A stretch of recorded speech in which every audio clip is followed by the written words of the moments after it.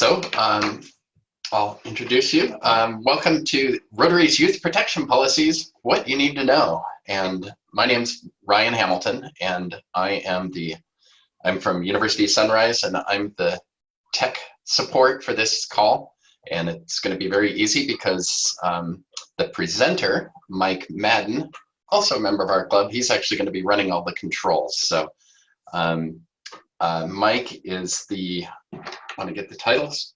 He's the Rotary's Youth Protection, he's the District Youth Service Chair and the Youth Protection Officer for the district. And so with that, can you go to the next slide, Mike?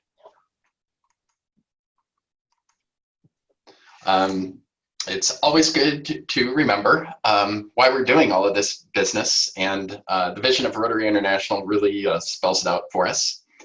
Together, we see a world where people unite and take action to create lasting change across the globe, in our communities, and in ourselves.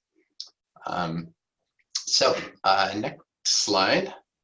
And this is just the one little tidbit here.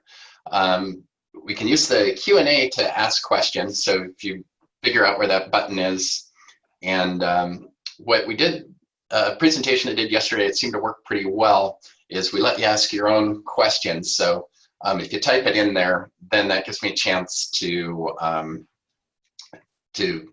call on you and then unmute you. So so when we get to questions, and I think Mike will probably take most of them at the end, but you can type them as they come to you. So that's pretty much where we'll go. There's also the raise hand that works when you want to say something. So welcome, and with that, I'm gonna hide myself here, and Mike can take over. Great, thank you, Ryan. And welcome everybody. Thanks for showing up this evening. It's a beautiful day out there. I'm looking out the window, and yeah, that's probably where most of us would rather be. So if you're here this evening to learn about our youth protection policy, you are truly dedicated to youth and protection in our district and protecting youth in our district, and we thank you for dialing in. Ryan's going to let me run the slides until I screw up, that is, and then he'll boot me off. But until that point, I'm going to click through. I hope that we have about 20 minutes of presentation. I'll take a quick pause, kind of a third of the way through, to see if we have any questions at that point. And then we'll just motor on through to the end, and there'll be time for questions then too. If it's something earth-shaking, Ryan will interrupt me. There we go. Okay, so what you need to know. Well, Rotary's got a long history of serving youth. 300,000 young people per year participate in our programs. We have 3 exceptionally dynamic programs in our district in Interact, Rotary Youth Exchange, and Rotary Youth Leadership Awards, which is easier to say is RYLA. We also have a whole lot of activities involving youth, projects and training programs and service programs and just general activities. All of that comes under the heading of serving youth and our Rotary Youth activities. And this is what it's all about. There is just nothing more satisfying, gratifying to us as Rotarians, our opportunity to meet with these young people, absorb their energy and their enthusiasm, to help them along the way in community service projects, beginning in Rotary service, developing their leadership skills. It's a wonderful opportunity, and we see Kate Mattos down here in the corner with a bunch of RYLA participants. There's some more RYLA participants in the upper left corner. Over here we have Rotary First Harvest, now called Harvest Against Hunger, and that's what we have in the lower right as well. So with all this opportunity and these wonderful programs, we have an obligation to protect the youth who engage with us. So we need to recognize, as Rotary does, that no organization or program is immune to abuses or crises, that about 10% of young people are subject to harassment or abuse. 2/3 of sexual abuse happens to children under the age of 18. 30 to 50% of offenders are under 18. Victims include students of all ages, races, and incomes. Most of the time, the student knows the abuser, and in most countries, sexual assault is vastly underreported. So we have work to do, which is why our district adopted our youth protection policy. So several years ago, we used the model provided by Rotary International. We adopted our policy, and all clubs in our district are required to review and adopt the district's policy. That's whether or not you support or participate in one of our formal youth programs, Interact, RILA, and Youth Exchange. All clubs are required to review and adopt the district's policy. The policy includes this statement of conduct for working with youth. Rotary International strives to create and maintain a safe environment for all youth who participate in Rotary activities. To the best of their ability, Rotarians, Rotarian spouses and partners, and other volunteers must safeguard the children and the young people they come into contact with and protect them from physical, sexual, and emotional abuse. The statement goes on to say, Rotary International requires of all Rotary clubs worldwide to address the issue of youth protection and to establish policies to protect the safety and well-being of all who participate in Rotary youth programs. We're committed to these values and principles. So why did we adopt it in our district? Well, obviously to protect youth. That's the first and foremost reason for the policy. It's also to protect our youth activities. We want to protect them from abuse, from scandal, from any kind of harm that would impede our ability to provide these activities and services to young people. It's required by our parent organization. We've had it in effect for some time in Youth Exchange, and we want to give Rotary volunteers kind of a platform, a framework to know that they're doing the right thing when they engage with youth. And then if anything goes wrong, we want to provide some procedures for managing that situation. So the youth protection policy applies to all adult volunteers, and anyone 18 or older is an adult.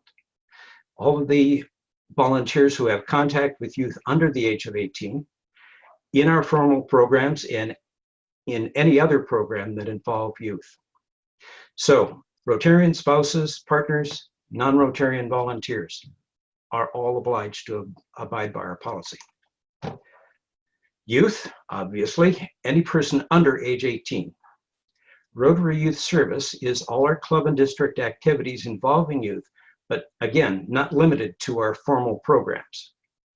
A volunteer is any adult, 18 or over, involved in Rotary Youth Service and Rotary-sponsored youth programs who has contact with youth. So you're either a youth or you're an adult, and if you're involved in a Rotary-sponsored activity where youth are present, you are a Rotary volunteer.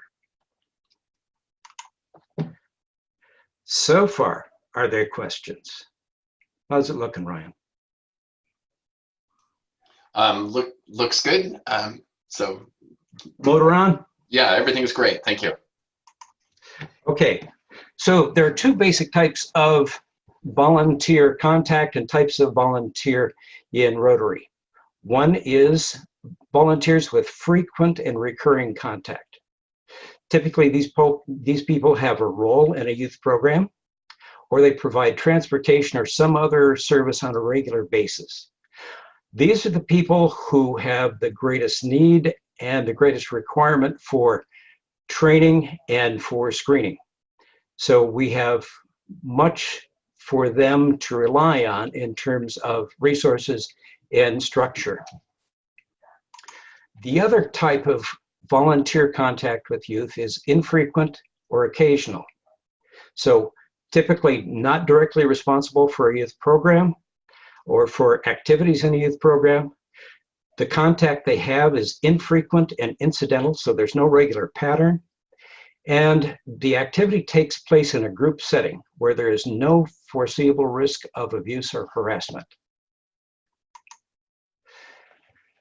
People who have that kind of casual contact infrequent, and occasional, are not required to be screened or to complete youth protection training. However, in any youth activity, we recommend that 3 or more people be present whenever interacting with youth. Could be any combination of students or adults, but there should be 3 at least. And frankly, the more public, the better. So those who are Rotary Youth Service volunteers and those who have frequent and recurring contact have a lot to do, and this provides them a good deal of support. They'll complete a volunteer application. They will complete personal interviews with people in the youth service program. They'll provide 3 references to their character, and they'll complete a background check, a police records check. They will also complete a fairly thorough youth protection awareness training, which is, again, very useful. Our youth protection policy also includes establishing youth protection officers for all 3 programs. And each of them is responsible for managing youth protection in their programs. And if you've dialed into any of the programs with Susan and Natalia, or with Kate or Hal, you know that youth protection is baked into those programs. And they also maintain the documentation of all these screening programs for 10 years. Now, if something goes wrong, in the back of the district's document, the District Rotary Youth Protection Policy, there's an appendix, and it tells you what to do. And there's more details in the appendix that I'm showing right here, but here are 4 basic steps. You're not likely to need them, but we should know they're there. The first priority is to remove the youth from the situation and all contact with the perpetrator. Next, report any allegation of criminal abuse or harassment to local police authorities. Don't investigate, let the police do that. And then in the appendix, there is a guideline for recording a description of the allegations. Lastly, report the incident to the District Youth Protection Officer or the Youth Protection Officer for the program involved. So what else is in the District Youth Protection Policy? Most of the points that we've just covered a few minutes ago, but there are very helpful appendices. There are guidelines for background and reference checks, sample reference check questions. There's a club compliance form, one of my favorite appendices. This is one that I'll be approaching all the president-elects about in the middle of June. More on that in a minute. And then we have youth protection officers for each program, and they are listed in the district policy. There is a sample, some examples of sexual abuse and harassment for reference. There's guidelines for recording, and there is a volunteer application. This you'll find in the back of the district youth policy, youth protection policy. So Natalia Harris is our incoming chair of Interact. Kate Matos is the incoming chair of RILA. Hal Beals continues as the chair of Rotary Youth Exchange, and each of them is the youth protection officer for those programs. And I'm the chair for youth service, and I'm the district youth protection officer, which means I support all of these people. There's considerable resources at our disposal in Rotary. The Rotary International Youth Protection Guide, there's a link in the PowerPoint. We'll find a way to provide this live to anyone who wants it. So there's a fairly thorough guide out there published by Rotary, and we can share that with you, or you can obtain it yourself from myrotary.org. Myrotary.org also has a learning and reference center for training on protecting youth. We have a copy of our youth protection policy, which I will be pleased to send to each of the incoming presidents of our Rotary clubs. The North American Youth Exchange Network provides detailed training on youth protection, and it's usually accessed through one of our program leaders. So talk to one of them if you're interested in it. And then I'm available at any time to help you if you have questions about how to set up youth protection program, and I'll probably refer to Hal and Natalia and Kate, or if you have a problem that we need to deal with. When I prepared this presentation for one of our clubs, a question came up about liability. So suppose a Rotarian in our club does something and someone sues us as a result, and there's an allegation of youth harassment or abuse. I didn't know, but I checked with Rotary International, and risk management informed me that our district liability policy will cover the cost of defense in a case like this. I'm sure that the expectation is we will all have complied with the policy, however it applies to each of us, whatever our roles are. And he made sure to specify that that Youth Exchange needed to be certified by Rotary International, and we are. So from here, what I would dearly love is for each club, starting the 1st of July and before the 31st of July, to review the district youth protection policy and adopt it at a board meeting. Then the club president can send that youth compliance form to me, and then the Interact liaisons will do their screening and get their youth protection training, and RILA and Youth Exchange volunteers, as their program comes online, they'll complete theirs. And if I get all my forms in, there will be no nagging. But just in case you need to know, it's my job. You know, they told me I need to do this, and I will. And this is really what it's all about, getting to interact with these people, young developing leaders with so much potential.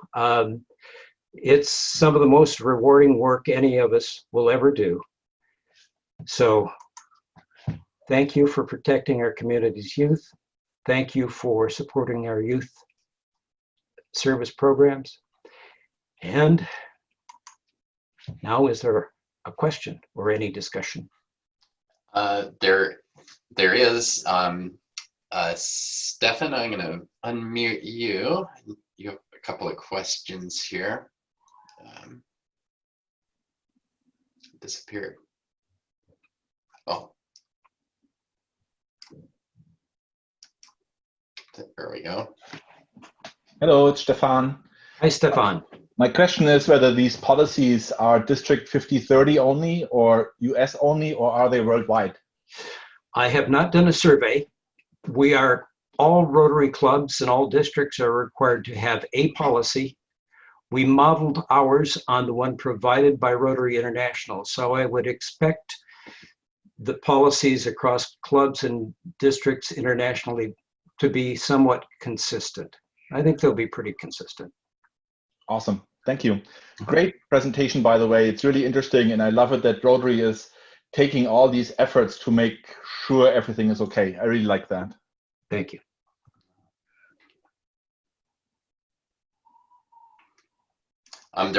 There is a great deal of interest in getting the links. I don't know if we can somehow find a centralized place for those.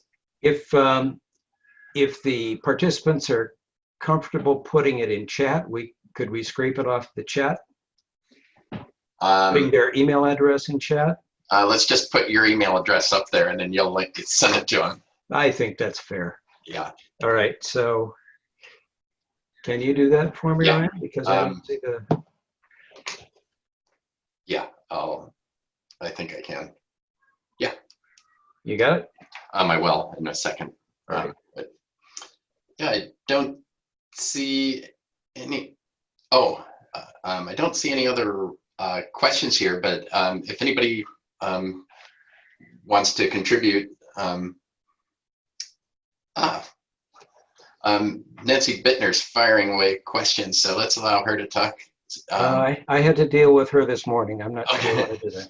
I think I just. Hi, Nancy. Ryan, I just unmuted myself. So Mike, as a youth exchange officer, do we still have to review the policy and then take a test and notify you that we've done that?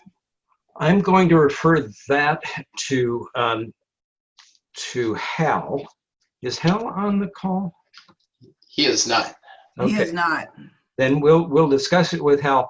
I believe you will, because you'll be involved with youth more directly, but that's Hal's call. Okay. He understands your role better than I do. Thank you.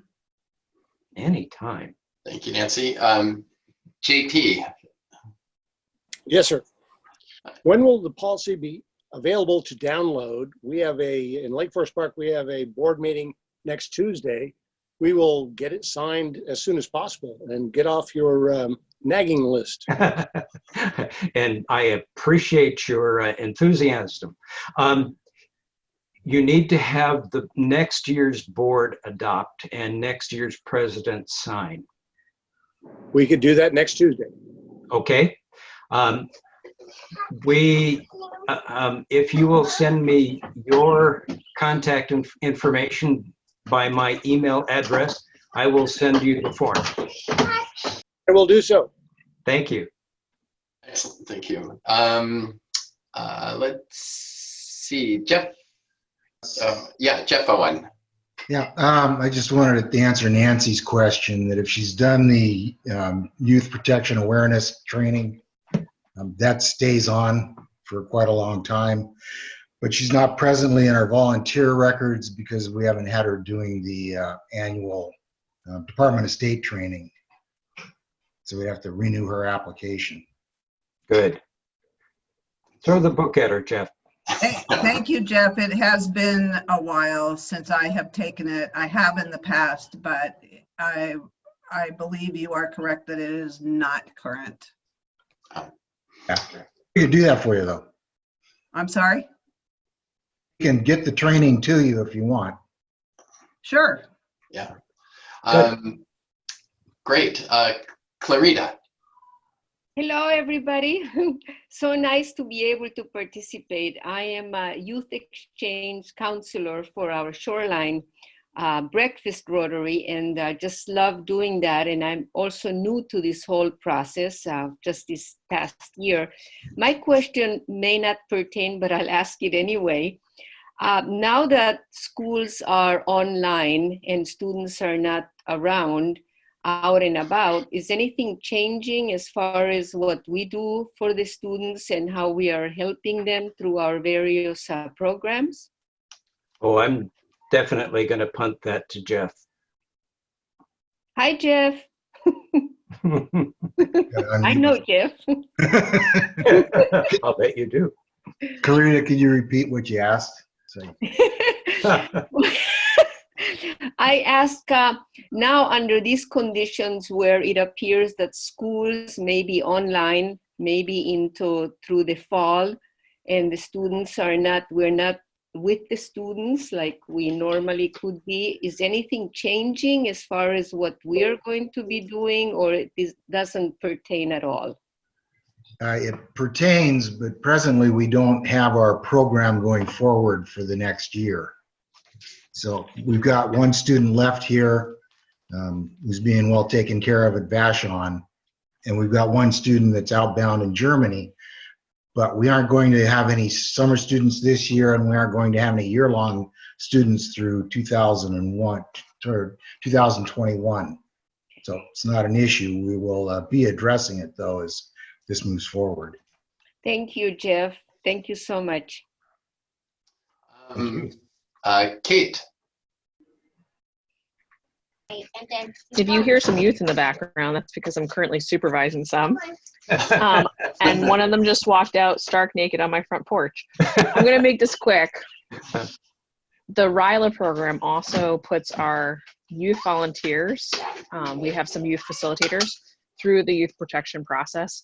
I think you hit on a good point, which is some portion of the risk is related to student on student harm or youth volunteer on student harm. So we endeavor to make sure that everyone is aware of what the policies and procedures are up front. Yeah, I think the key to most of this is awareness. If we're aware and alert, we can prevent a lot of unwanted developments. Agreed. Let's see. I don't see any more questions. If there's one related to the policies being on the district website, Kay. They are on the district website.